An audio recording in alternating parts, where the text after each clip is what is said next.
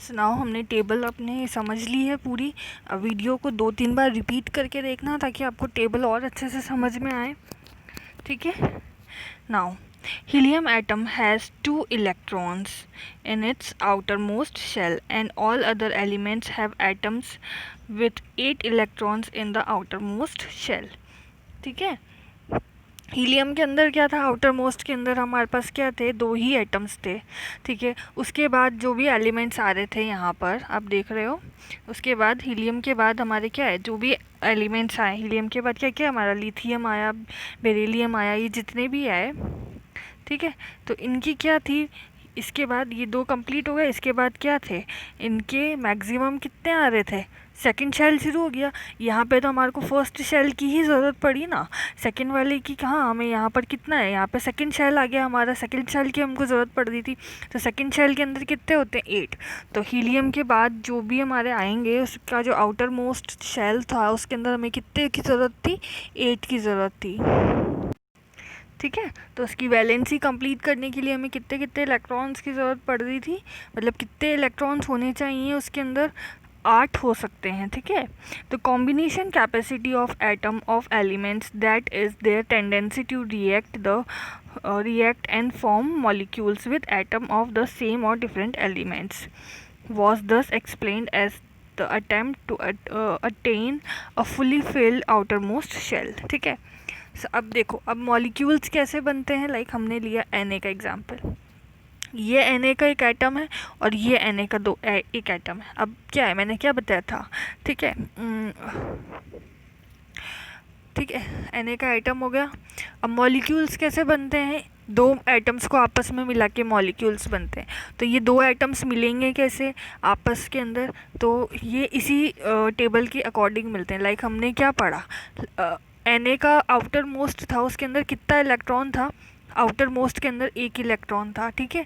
और इसके अंदर क्या था, 1 इलेक्ट्रॉन था। तो ये दोनों आपस में क्या है, कंबाइन हो जाएंगे। ठीक है। आपस में कंबाइन होंगे तो उससे क्या होगा, वो आपस में क्या होंगे, मॉलिक्यूल बना लेंगे। ठीक है। तो जितने बाहर इलेक्ट्रॉन्स होते हैं किसी भी एटम के आउटर मोस्ट ऑर्बिट के अंदर, तो वो उसकी क्या कहलाती है, और टेंडेंसी वो कहलाती है कि वो कितना रिएक्ट कर सकता है किसी और एटम के साथ। ठीक है। An outermost shell which had 8 electrons was said to possess an octet. Atoms would thus react so as to achieve an octet in outermost shell. अब ठीक है, अब ये जो भी एटम्स होते हैं, लाइक मैंने अभी आपको बताया Na के साथ जॉइंट होता है।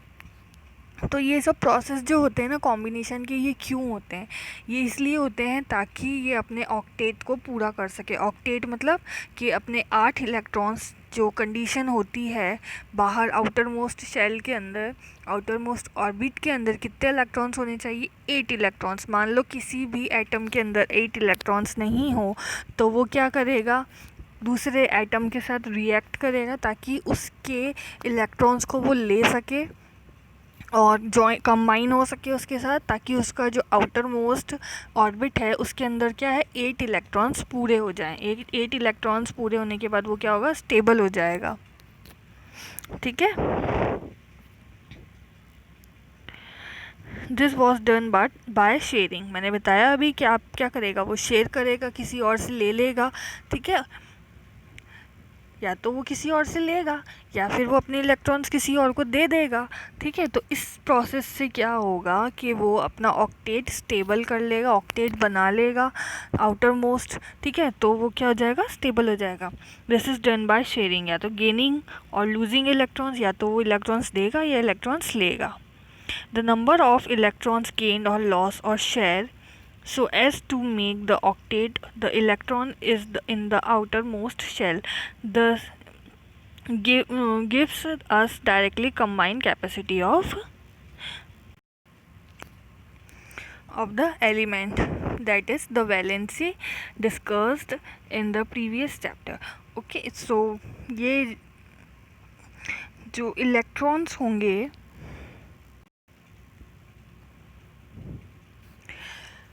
जो कि वो गेन करता है या फिर लूज़ करता है वो क्या कहलाता है, उसकी कैपेसिटी, कंबाइनिंग कैपेसिटी कहलाती है। ठीक है, किसी भी इलेक्ट्रॉन की कंबाइनिंग कैपेसिटी कहलाती है। जैसे कि हमने यहाँ पे एग्जांपल लिया हुआ है हाइड्रोजन का। ठीक है, सो इन हाइड्रोजन, लिथियम, ऑक्सीजन, इन सब के अंदर क्या होता है, एक इलेक्ट्रॉन होता है। ठीक है, which in their outer most shell, outermost के अंदर कितने इलेक्ट्रॉन्स होंगे, इन सभी के अंदर एक ही इलेक्ट्रॉन्स होगा। ठीक है, एक ही इलेक्ट्रॉन होगा। Therefore each one of them can lose one electron. तो इनके पास क्या है, एक ही इलेक्ट्रॉन है, तो अपना ये एक इलेक्ट्रॉन क्या कर देंगे, किसी भी दूसरे एटम को दे देंगे। ठीक है, so they are said to have valency of one.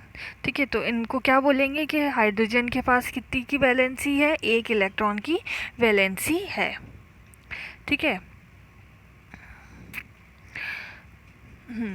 So now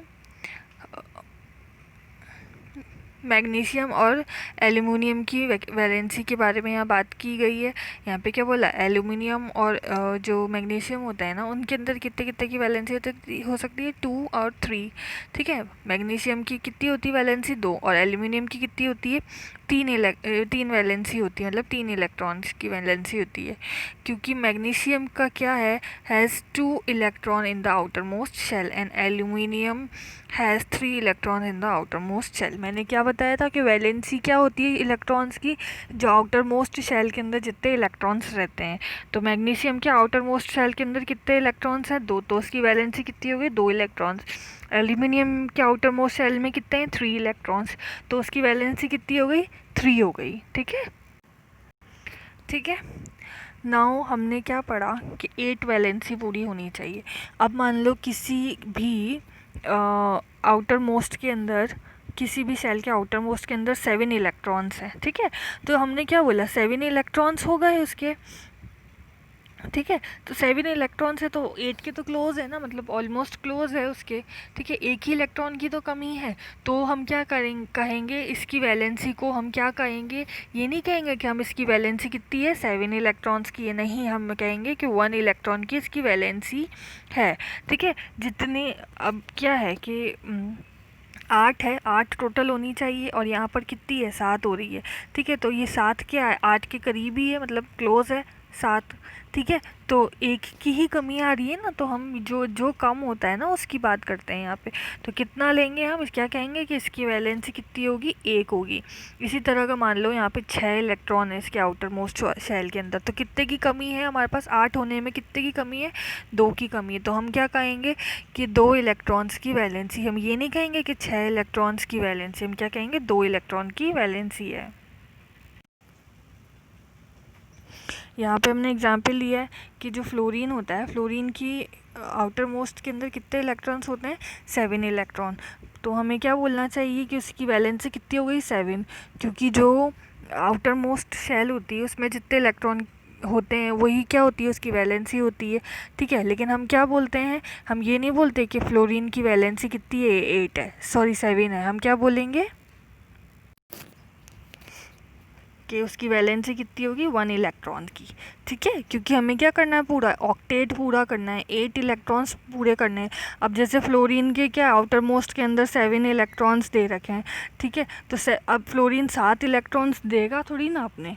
ठीक है, 8 तो पूरा उसका हो ही रहा है ना, 1 इलेक्ट्रॉन ही तो चाहिए। तो 7 इलेक्ट्रॉन देने की बजाय वो 1 इलेक्ट्रॉन दूसरे एटम से ले लेगा, और 1 इलेक्ट्रॉन लेते ही उसके कितना हो जाएगा, 8 हो जाएगा, और वो स्टेबल हो जाएगा। ठीक है, सो ये चीज़ आपको ध्यान रखनी है कि 8 आपको क्या है, ऑक्टेट पूरा करना है, 8 इलेक्ट्रॉन्स होने चाहिए।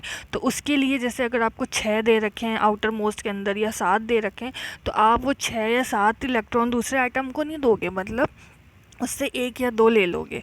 तो ये क्या है, fluorine to gain 1 electron instead of losing 7 electrons.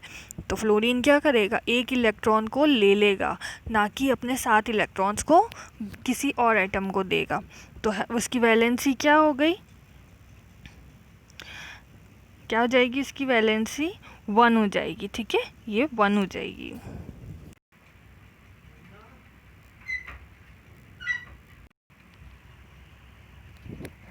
Atomic number क्या होता है, एटॉमिक नंबर क्या होता है आपका कि कुछ हमारा जितने भी प्रोटॉन प्रेजेंट होते हैं ना किसी भी एटम के अंदर, वो क्या कहलाएगा, उसका एटॉमिक नंबर कहलाएगा। ठीक है, किससे हम उसको प्रेजेंट करते हैं, जेड से हम उसको डिनोट करते हैं। तो कितने भी प्रोटॉन प्रेजेंट होते हैं न्यूक्लियस के अंदर किसी भी एटम के, वो क्या कहलाएगा, एटॉमिक नंबर कहलाएगा। ठीक है, जैसे हमने यहाँ पे हाइड्रोजन का एग्जाम्पल लिया, हाइड्रोजन का एटॉमिक नंबर क्या होता है, 1 होता है, तो जेड इक्वल टू हम क्या लिखेंगे, 1 लिखेंगे। उसी तरीके से हमारा कार्बन क्या होता है, कार्बन क्या होगा हमारा, 6 होता है एटॉमिक नंबर, तो जेड इक्वल टू 6 होगा। ठीक है, तो किसी भी एटॉमिक नंबर को हम किस तरीके से रिप्रेजेंट करेंगे, जेड से। और क्या होगा एटॉमिक नंबर, जितने की प्रोटॉन उसके अंदर प्रेजेंट रहते हैं। किसी भी एटम के न्यूक्लियस के अंदर जितने भी प्रोटॉन प्रेजेंट होंगे उसको क्या कहेंगे हम, उसका एटॉमिक नंबर कहेंगे। ठीक है, now mass number. Mass number क्या होता है, मास नंबर क्या होगा, प्रोटॉन एंड न्यूट्रॉन को का सम। ठीक है, हमने क्या बोला था कि जो भी एटम का मास होता है वो किस में प्रेजेंट होता है, उसके न्यूक्लियस में ही प्रेजेंट होता है। ठीक है, किसी भी एटम का मास हम कैसे निकालेंगे, उसके न्यूट्रॉन से ही निकालेंगे। ठीक है, और न्यूट्रॉन में क्या क्या होते हैं, न्यूट्रॉन में होगा प्रोटॉन और न्यूक्लियस कहते हैं इसे। तो न्यूक्लियस के अंदर क्या क्या प्रेजेंट होते हैं, हमारे प्रोटॉन्स एंड न्यूट्रॉन्स। तो हमारा मास हम कैसे कैलकुलेट करेंगे, मास क्या होगा, प्रोटॉन प्लस न्यूट्रॉन्स क्या होगा, हमारा मास कहलाएगा। These are present in the nucleus of an atom. किस में प्रेजेंट होते हैं, एटम के न्यूक्लियस में। ये बीच में इसका क्या होता है, न्यूक्लियस होता है। Hence proton and neutrons are also called nucleons. ठीक है, अब जो चीज़ न्यूक्लियस में प्रेजेंट होगी उसको क्या कहेंगे, हम न्यूक्लियॉन्स कहेंगे। न्यूक्लियॉन्स का मतलब क्या होता है, वो चीज़ें जो कि न्यूक्लियस के अंदर प्रेजेंट है। तो क्या प्रेजेंट है, proton and neutron. Therefore the mass of an atom resides in its nucleus. For example, mass of carbon is 12 unit because of 6 proton and 6 neutrons. तो कार्बन का क्या होता है, एटॉमिक नंबर 12। एटॉमिक नंबर 12 होने का मतलब क्या है, उसका मास क्या होगा, सॉरी एटॉमिक नंबर उसका कितना होता है, 6 होता है कार्बन का, और उसका मास कितना होता है, 12। ठीक है, तो 12 का मतलब क्या होगा, 6 प्रोटॉन है उसके अंदर और 6 ही क्या है, न्यूट्रॉन है। सिमिलरली एल्यूमिनियम का क्या होता है, 27 होता है। क्या होता है उसका मास, 27। इसका मतलब क्या है, उसके अंदर 13 तो क्या प्रोटॉन्स है एंड 14 क्या है, उसके अंदर न्यूट्रॉन्स है। ठीक है, तो मास क्या होता है, sum of the total number of protons and neutrons. ठीक है, सम प्रोटॉन और न्यूट्रॉन का sum. It is denoted by A. ठीक है, तो किससे डिनोट करते हैं, मास को ए से। ठीक है,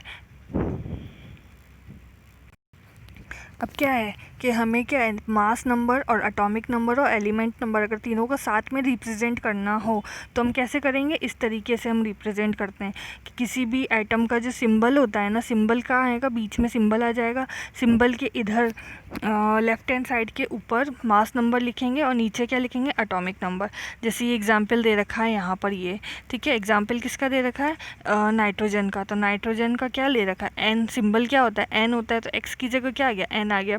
यहाँ पे फिर क्या है, एक में क्या लिखेंगे, मास लिखेंगे। मास कितना होता है इसका, 12 होता है, तो सॉरी 14 होता है, तो ऊपर क्या आ गया, यहाँ पर 14 आ गया।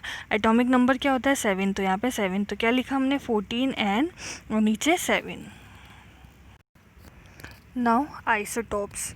आइसोटॉप्स क्या होते हैं, आइसोटॉप्स का मतलब होता है कि ऐसे एलिमेंट जिनका जो एटॉमिक नंबर हो वो तो सेम हो बट उनका जो मास नंबर हो ना वो डिफरेंट हो सेम एलिमेंट्स का। ठीक है, लाइक अगर हमने यहाँ पे क्या लिखा, हाइड्रोजन की बात करी है यहाँ पे। ठीक है, हाइड्रोजन एटम की बात करी है, तो हाइड्रोजन के अंदर क्या लिया है हमने, हाइड्रोजन के 3 आइसोटॉप्स होते हैं। एक तो ये होता है प्रोटियम, ये होता है सेकंड ड्यूटेरियम एंड थर्ड होता है ट्राइटियम। ठीक है, अब आप इसमें देख सकते हैं कि इनके जो एटॉमिक नंबर है, एटॉमिक नंबर हम कहाँ लिखते थे, नीचे लिखते थे। तो यहाँ पे भी 1 आ रहा है, इसमें भी 1 आ रहा है, इसमें भी 1 आ रहा है। ठीक है, तीनों में 1 आ रहा है, तो इनके एटॉमिक नंबर कितने हो गए, तीनों में 1 हो गए, बट इनका जो मास है जो इनका मास है, मास नंबर जो है वो तीनों का डिफरेंट है। कैसे? आप देखो, इसके अंदर 1 लिखा हुआ है, इसके अंदर 2 लिखा हुआ है, इसके अंदर 3 लिखा हुआ है। तो ये क्या होंगे? तीनों क्या कहलाएंगे? आइसोटॉप। किसके आइसोटॉप्स कहलाएंगे? हाइड्रोजन के। ठीक है। तो यहाँ पर क्या है कि एटॉमिक नंबर जो हैं सबके क्या है? 1 1 ही है, बट जो मास नंबर है वो तीनों का अलग अलग है, 1 2 एंड 3 है। ठीक है। उसके कुछ और एग्जांपल्स दे रखे हैं, जैसे कार्बन का दे रखा है। ठीक है। कार्बन का क्या होता है? 6 होता है एटॉमिक नंबर। तो एटॉमिक नंबर यहाँ पे क्या लिखा हुआ है? 6 है। ये भी 6 है नीचे यहाँ पे। बट मास नंबर क्या है? अलग अलग दे रखे हैं। यहाँ पे 12 दे रखा है, यहाँ पे ऊपर 14 दे रखा है। ठीक है। इसी तरीके से क्लोरीन का दे रखा है एग्जाम्पल यहाँ पर। तो ये सब क्या कहलाते हैं? आइसोटॉप्स कहलाते हैं। सो हर एक आइसोटॉप जो होता है ना, हर एक आइसोटॉप जो होता है वो एक प्योर सब्सटेंस होता है। ठीक है। वो अपने आप में क्या होगा? प्योर होगा। एंड उसकी जो केमिकल प्रॉपर्टीज़ होती है ना, लाइक हमने हाइड्रोजन की 3 आइसोटॉप्स पढ़े, तो तीनों की केमिकल जो प्रॉपर्टी होगी ना वो तो क्या होगी? सिमिलर होगी। बट जो फिजिकल प्रॉपर्टी होगी ना वो तीनों की अलग अलग होगी। ठीक है। आइसोटॉप्स की Chlorine occurs in nature in two isotopic form with masses 35 U and 37 units. ठीक है, in the ratio of 3:1. Obviously, the question arises, what should we take as mass of chlorine atom? Now अब हमने यहाँ पे chlorine की बात करी है। क्लोरीन का क्या होता है? क्लोरीन के मास हमने क्या दे रखे हैं? आइसोटॉप्स के अंदर अलग अलग दे रखे हैं, 35 और 37 दे रखे हैं। किस किस रेशियो में? 3:1 के रेशियो में। ठीक है। तो अब हम इसका मास कैसे निकालेंगे? तो हम इसके मास के लिए क्या करते हैं? इसका एवरेज एटॉमिक मास ले लेते हैं। एवरेज एटॉमिक मास कैसे निकालेंगे हम इसका? कि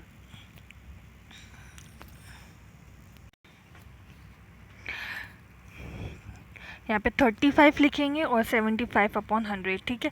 ये किस लिए किया गया है? क्योंकि हमने क्या बोला है कि हमारे पास क्या है? 35। सबसे पहले 35 की बात करते हैं। 35 यूनिट है जो कि किस रेशियो में है? 3:1।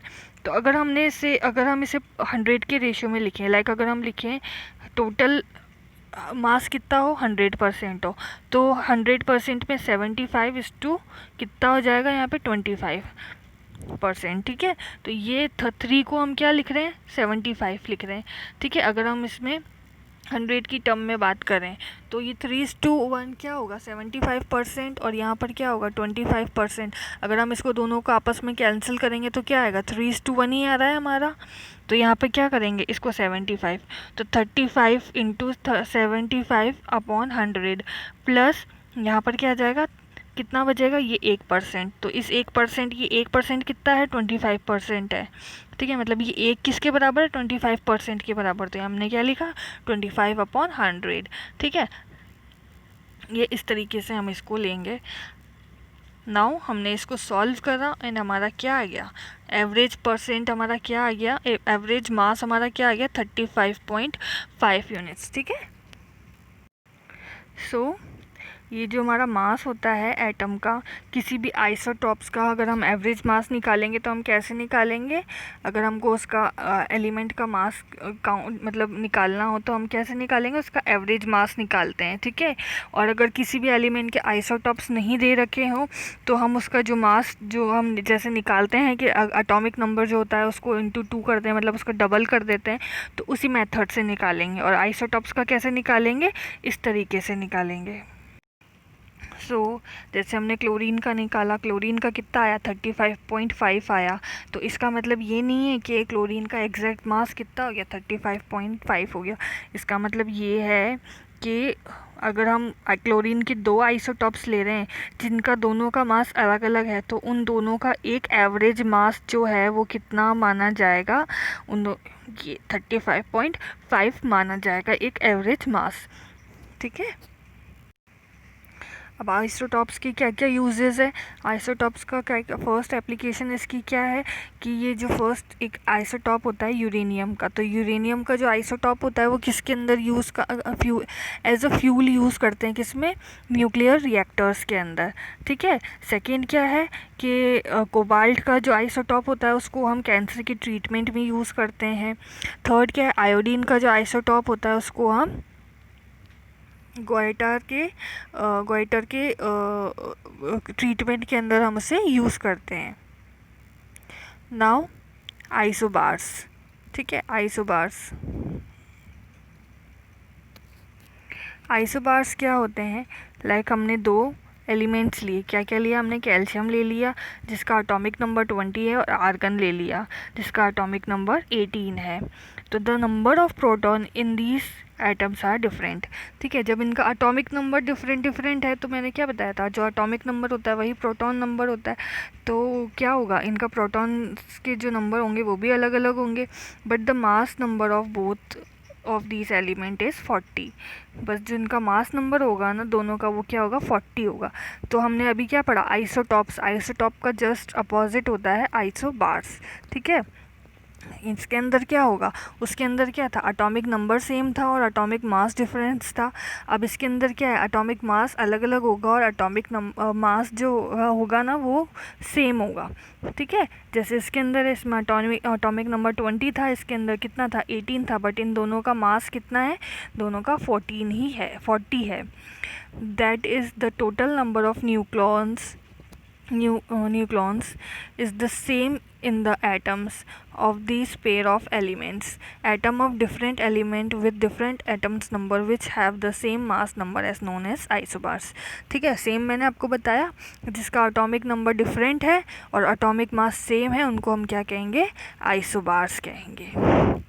सो we have done this chapter, thank you.